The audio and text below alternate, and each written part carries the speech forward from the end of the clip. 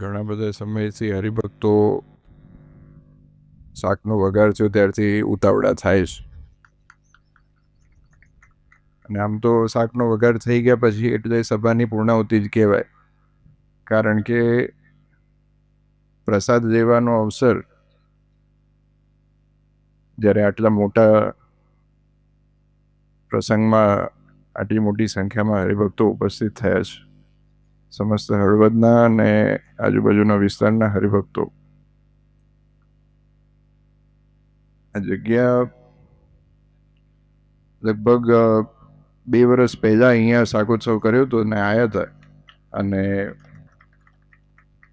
અહીંયા શાંતિનો એક અનુભવ થાય. અને એ શાંતિનો અનુભવ એટલે થાય એનું કારણ અહીંયાના હરિભક્તોનો ભાવ અને ભગવાનનો પ્રતાપ છે.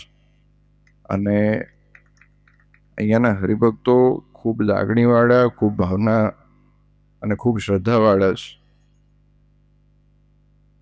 હમણાં જ સ્વામીએ વાત કરી કે આપણે ઉતાવળથી બહેનોના નવા મંદિરના નિર્માણનું કાર્ય પૂરું કરવું છે, અને હરિભક્તોએ સેવા લખાવવાની શરૂ કરી દીધી.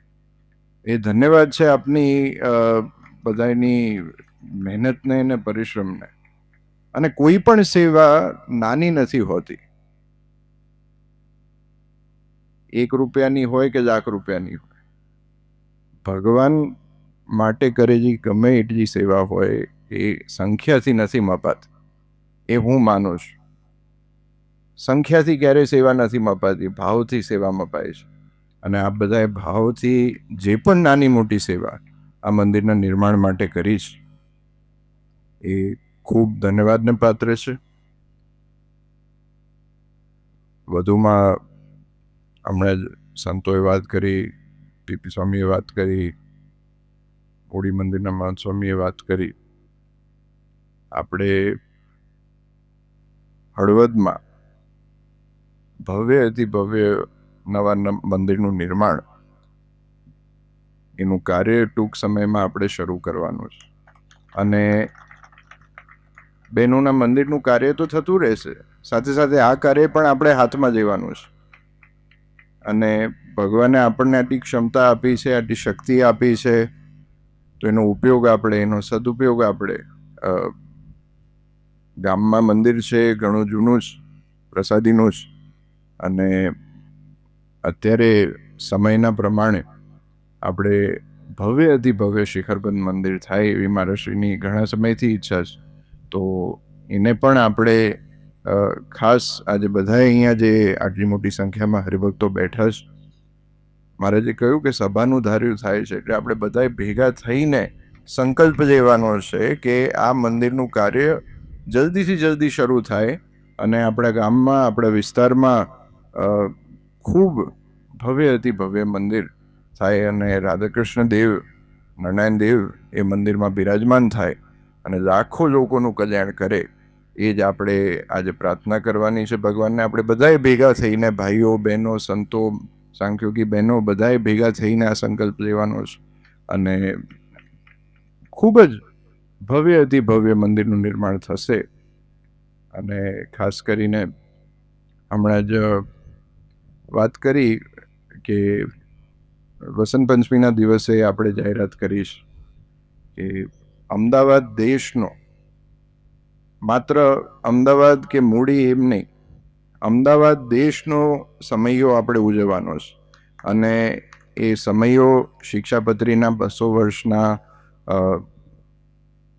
પૂર્ણ થતાના અવસરે આપણે જ્યારે ઉજવીએ છીએ, એની તારીખ 23 જાન્યુઆરીથી લઈને 27 જાન્યુઆરી 2026 ભવ્ય અતિ ભવ્ય રીતે ઉત્સવ આપણે ઉજવવાનો છે. એ ઉત્સવની શરૂઆત આપણે મૂડી મંદિરથી થશે. વસંત પંચમીના દિવસે, શિક્ષાપત્રી જયંતિના દિવસે આપણે મૂડી રાધાકૃષ્ણ દેવના સમક્ષ ફૂલડોળ ઉત્સવ થાય, ત્યારથી જઈને 27 તારીખે એ ઉત્સવની પૂર્ણાહુતિ થશે. અને 5 દિવસ રાધાકૃષ્ણ દેવ આગળ મૂડી મંદિરના પ્રાંગણમાં ફૂલડોળ ઉત્સવની ઉજવણી થશે, ઉત્સવની શરૂઆત થશે. અને એના પછી 5 દિવસનો જે સમયો છે એ આપણે અમદાવાદમાં ભવ્યથી ભવ્ય રીતે ઉજવવાનો છે. તો એનું પણ અત્યારથી જ આ બધા હરિભક્તોને આમંત્રણ છે આ બધા હરિભક્તોને ખાસ આજુબાજુના વિસ્તારમાં જે હરિભક્તો હોય એમને એની ખાસ નોંધ લેવી અને જે પ્રવૃત્તિ એના ઉપલક્ષમાં થાય. કારણ કે સ્વામિનારાયણ ભગવાને શિક્ષાપત્રી માત્ર ધર્મ નિયમ નથી આપ્યા, પણ એક જીવન જીવવાની રીત શીખવાડી છે. એક સારા માણસ થતા સાથે સાથે પહેલા સારા સત્સંગી થતા પહેલા સારા માણસ થતા શીખવાડ્યું છે મહારાજે આપણને. તો જ્યારે જીવન જીવવાની રીત ભગવાને જે આપણને આપી છે અને માનવતા જે આપણને શીખવાડી છે, એ ખાસ એને ધ્યાનમાં રાખીને જે પ્રવૃત્તિઓ થશે, ધાર્મિક પ્રવૃત્તિઓ તો થશે, ઘણી બધી થશે, પણ સાથે સાથે આ ઉત્સવના ઉપલક્ષમાં આવતા 1 વર્ષ સુધી, હમણાં ટૂંક જ સમયમાં આપણે એની કાર્યક્રમની રૂપરેખા બધી જાહેર કરીશું. અને વધુથી વધુ સામાજિક પ્રવૃત્તિઓ ગામડે દેશમાં વિદેશમાં પણ સામાજિક પ્રવૃત્તિઓ થાય, સમાજ સુધારની પ્રવૃત્તિઓ થાય, એવો આપણે બધાય પ્રયત્ન કરવાનો છે. કારણ કે આપણું જે અસ્તિત્વ છે, એ આપણું જે બેઝ છે, આપણો જે પણ ગણો એ આપણો પાયો એ માનવતા છે. અને દરેક ધર્મનો પાયો છે જઈને માનવતાથી શરૂ થાય છે. તો એ માનવતાને ધ્યાનમાં રાખીને સામાજિક કાર્યો થશે, ધાર્મિક કાર્યો પણ થશે, કથા વાર્તા, યુવક મંડળની શિબિરો, બાળ મંડળની શિબિરો, બહેનોની શિબિરો, બધા જ આયોજન થશે.